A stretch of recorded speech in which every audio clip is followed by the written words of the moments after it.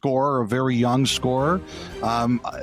Utah wanted to swing big. I would love to know if Brad Marchand had hit the open market, what Utah would have offered him and what Toronto would have offered him. I would really love to know what those offers would have been. Tanev, I think, was a really good fit for them. As you said, he's a banger. They needed bangers. Tanev is perfect for them. And Schmidt, I think, is perfect for them. He had a great year last year.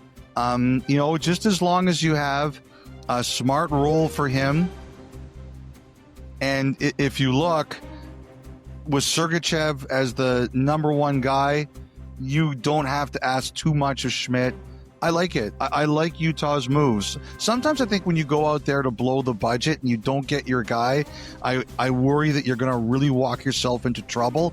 I don't think they did that here. I think that even if they didn't get some of their number one targets, who I believe were guys like Bennett and Marner and Marchand, they still made good fits and they weren't irresponsible with their contracts. I still think they need some meat up there. They're still slightly meatless. Tanev, like I said, helps, but I would like to see a little bit more. Jack McBain is not signed yet. I'd heard they weren't far off, but we'll see what happens there. One name I'm curious about is Nick Schmaltz. Nick Schmaltz is heading into the last year of his current deal, 5.85, and I'm wondering what his future is there. Do they see him as a longtime Mammoth, or do they see maybe moving him to see what they could do for him? That's a name I'm wondering about a little bit. Utah is beyond the meat right now. Like beyond meat? Beyond the meat, Impossible Burger? Yes, yeah, beyond meat. I did want to shout out Connor Ingram, too. They signed Vitek Vanacek, so they've got Vejmelka and Vanacek. Ingram, as everybody knows, has been battling some mental health, and it's a reality of the business that Utah has to make sure that they've got some stability at the position. But I just want to send Ingram my best, and I hope he's doing okay. Well said.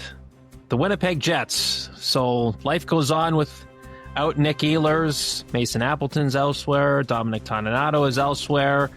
But there is the arrival of Jonathan Toews, Gus Nyquist, Tanner Pearson, Cole Koepke, amongst some others.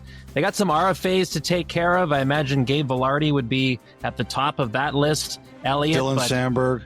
Sandberg's there as well. Yeah. So what's and kind both of those guys went for arbitration, right? So, like, Winnipeg knows one way or another they're going to have those guys under contract. That's arbitration can be a really rough process, yes, but the good thing about it is that that you're going to have the players under contract.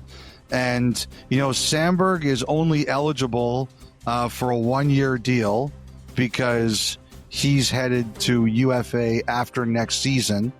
And Vilardi, he's got 2 years. So since the player elected, if they don't get a long-term deal done, I'm sure the team will ask for a 1-year deal.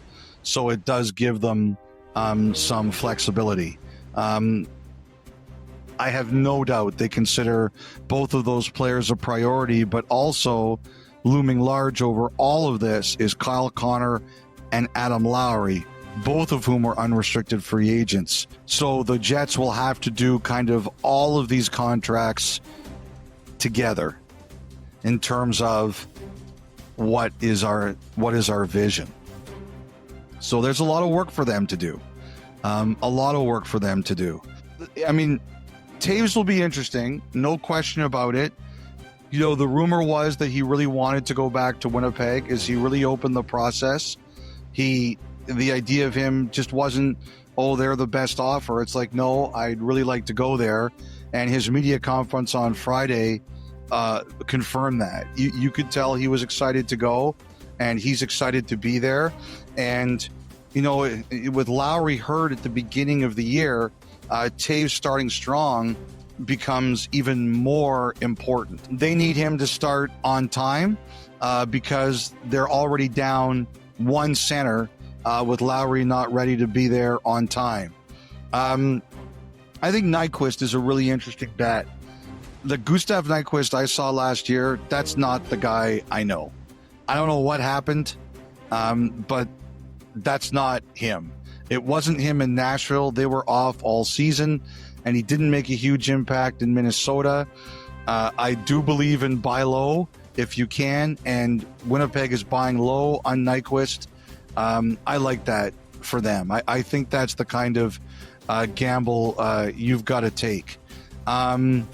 You know, for me, this year, their key was the start of the season. They led wire to wire. I think next year is going to be a bigger challenge just because of Lowry not being there and the loss of Ehlers. So how they start next year is going to be really interesting to me. You're still going to have Scheifele between Connor and Velarde. You know that you're starting the year with that. And then how does everything look?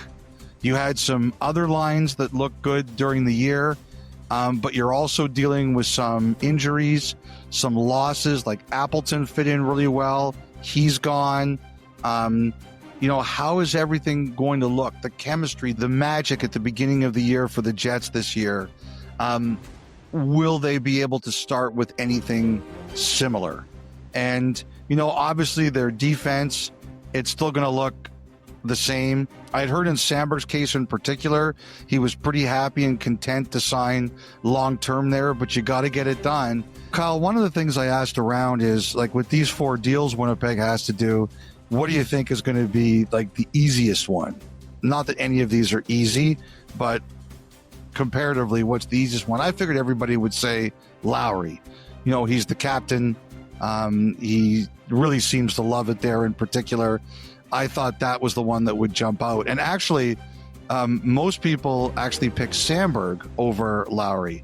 Not that they think Lowry's going to be harder, but they're kind of like, he's a center. Centers are always harder. And I said, really, why Sandberg? And they go, well, because he genuinely seems to love it there too. And like a player like that, the team knows you've got to reward him because he's a really good player and he wants to be there. And defensemen like him are really hard to find. They said he's not a huge points guy. Like, he had 18 points 2 years ago. He had 20 points and 6 goals last year.